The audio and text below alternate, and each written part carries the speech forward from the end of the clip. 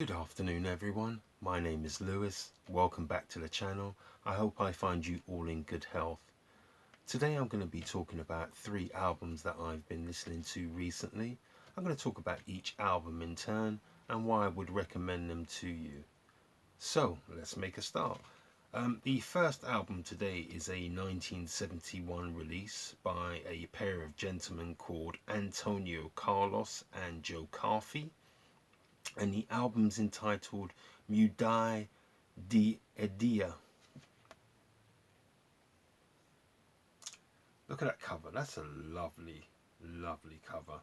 Really exciting, and it really does give you an indication of what the actual album sounds like, which it's supposed to do, but this one really does.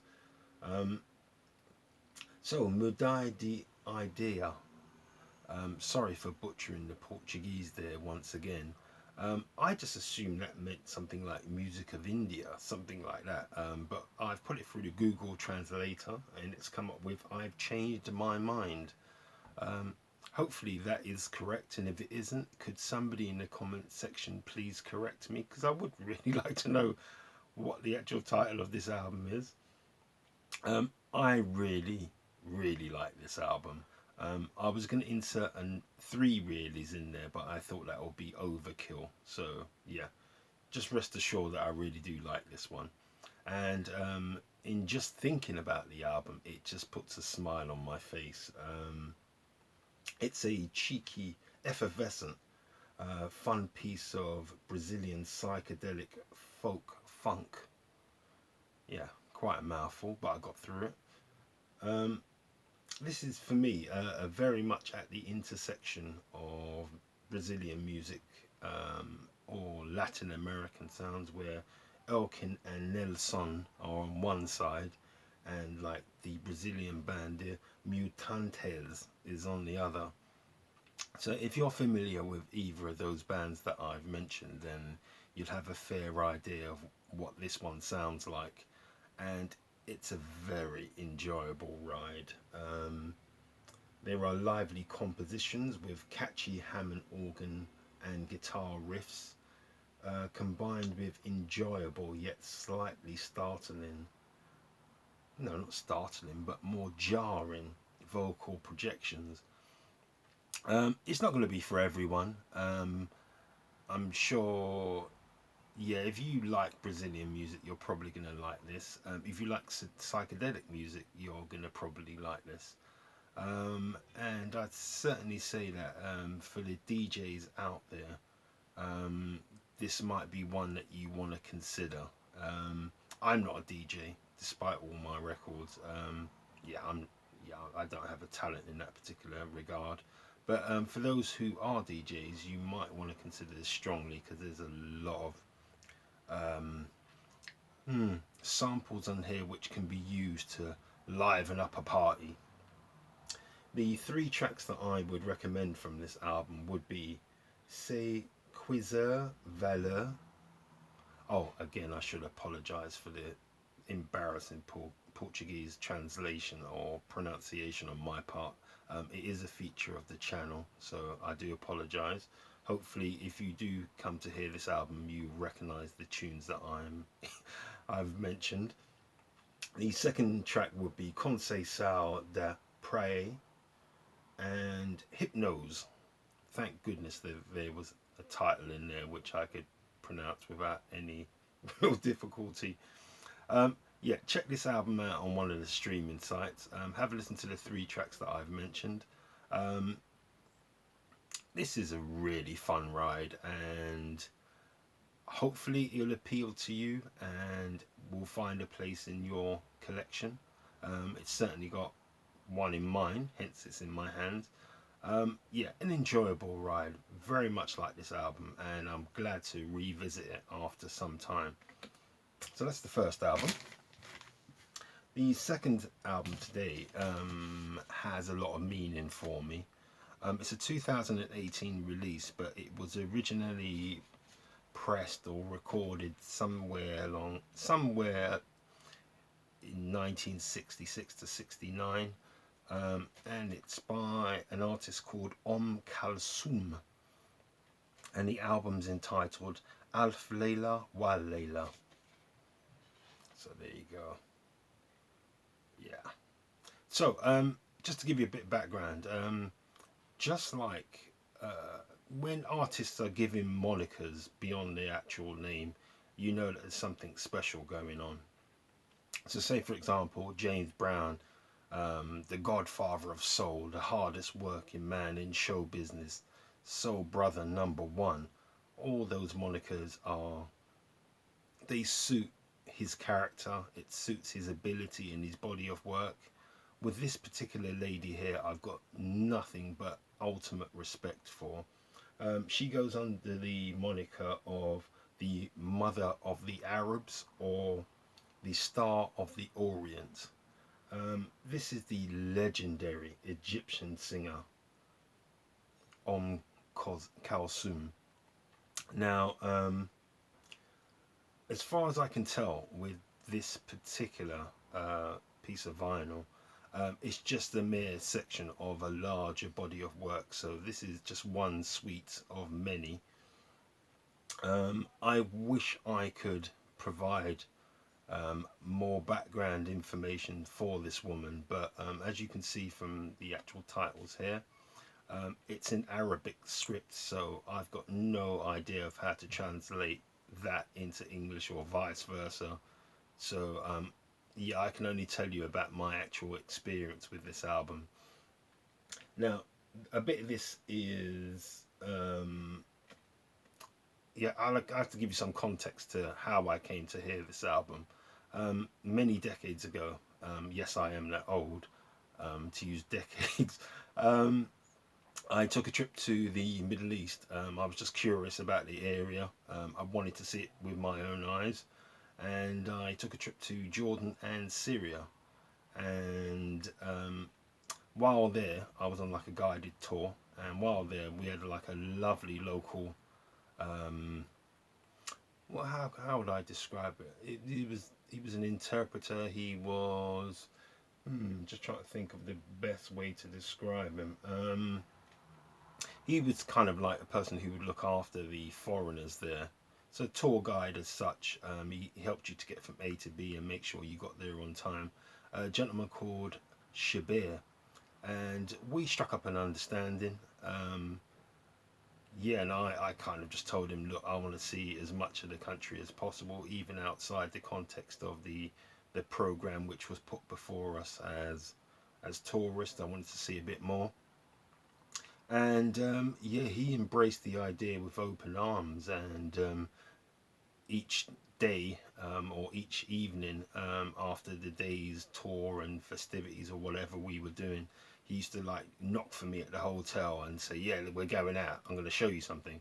And yeah, I used to just tag along, and he took me to some really wonderful places, and I had some experiences that I will remember for the rest of my life. It was a truly rewarding experience.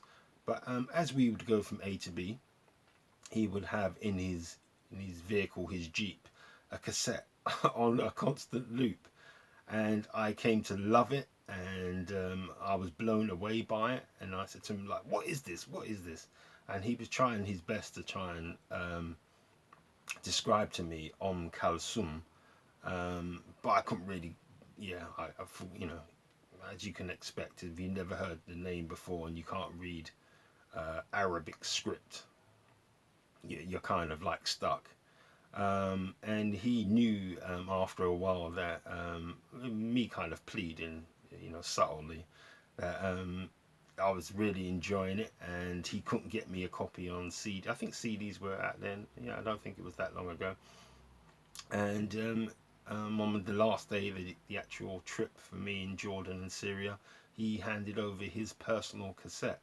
Now, for years, I tried to find out who this artist was, but seeing as it was on cassette and in Arabic script, I just couldn't find anybody who could find out any more for me of this particular artist. So this album came out. Um, as soon as I saw it and I saw the name, I thought, oh, perhaps this is the same person. Took a chance on it, and this turns out to be one part of that cassette tape, which I've got in storage somewhere, and I'll have to listen to it the whole way through again. This is absolutely superb. It invokes so much memories for me, but as a piece of work, it is outstanding. Um, it's a suite on an epic scale. It's dramatic. It's heart wrenching. It's beautiful. It's passionate.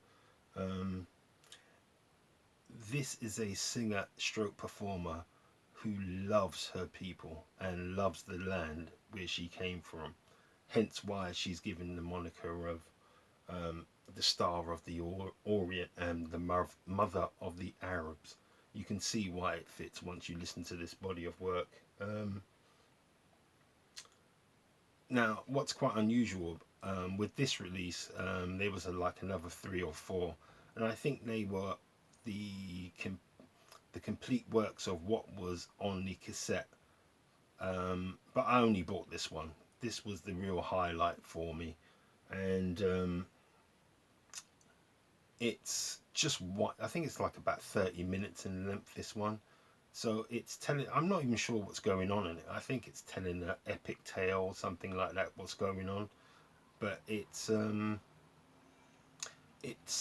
you can't break it down in like a more traditional sense, that track one, track two, and all that kind of stuff. No, this is just side A, side B. It's the same tune. um, I just want you to hear it for yourself. If you've never heard Arabic music or music from North Africa in the true sense of the word, this is a really good example. It will, if you open your mind to it and your ears, you will be blown away with it, such as I was, hopefully. Yeah, I get quite emotional about this one. It's a, it's just a superb body of work. I'm super glad that I was able to get my hands on this. It was reasonable money. I think you can, well, you definitely be able to get it on CD. Vinyl, it did come out a few years ago, this particular one, but I think there's still some copies like going around. So you know, if you listen to it and you do like it, you should be able to get hold of it. And I would recommend it to anyone who enjoys world music or just wants to broaden their horizons in terms of musical taste. So yeah, I strongly recommend this one. But see if it fits for you. It's certainly for me. There's partly nostalgia and partly it's just a beautiful piece. So that's today's second album. The third and final album today is by a gentleman called Sven Libaek, and the album is called Inner Space, and it's a soundtrack, and it's from 1973. Isn't that a cool cover? Yeah, I really like that. This, in my opinion, is a first-class soundtrack. Um, it's a compelling and enjoyable audio adventure. Um, as I, you know, with any album that I pretty much introduce to you or I show to you, um, I rate it. That's why I have it, and this is no exception. Um, Now, as a body of work and as a composer of soundtracks, I'm not saying Libaek is the same level of somebody like Morricone. I'm not going that far, but he has a talent. He has a particular sound, and it's a sound that I very much enjoy. Um, for me, it almost perfectly conveys the content and context of the show in which the music was used for. So it was a kind of underwater odyssey type thing, a Jacques Cousteau, but in this case it was Ron and Val Taylor, who were doing that kind of aquatic adventures where they were filming, you know, anything from great white sharks to seals to, you know, whatever takes place underwater, they were pretty much filming it. And this conveys it perfectly, or almost perfectly. Um, there are lovely compositions on this album which successfully describe the awe, the majesty, the danger, and the whimsy of taking on such adventures. So I found this. I'm of an era where these kind of programs were on terrestrial TV, so I'm kind of familiar with that sound, and this does not let me down. It's really good. Um, yeah, I'm not one for like open water swimming or anything like that. I'm more kind of like swimming pool type of person, paddling pool. I can swim and all that, but I'm not like truly into it. But this album makes me think of taking up scuba diving. That's how much I love this album. So the tracks that I would recommend from this album are Sounds of the Deep, Island of Birds, and Sea Snakes. I think that's going to give you a really good insight into what's on this album, and hopefully you will enjoy it. Um, I certainly did. Hence why it's in my hand once again. You should be able to. This comes around periodically, like every 10 years, every 10, 12 years, they repress it. So this is not an original. So you probably can still find this for reasonable money. Those who like it adore it, and it's just merely a question of if you like it, you should be able to find it for reasonable money. So that's the third and final album today. Going back to the Kalsoum, it was deliberate that I haven't picked a track. As I said, just listen to the whole thing. So that's my winner for this week. Please do have a listen. I think you're going to find it rewarding. So at this point, I'd like to thank you for joining me once again, and letting me like ramble on about vinyl that I've been listening to recently. Hopefully it's been an enjoyable experience for you. Feel free to comment down below, and please consider subscribing, liking and sharing. It's been an absolute pleasure. Look after yourselves, and I will see you in the next episode. So until then, bye bye. Take care.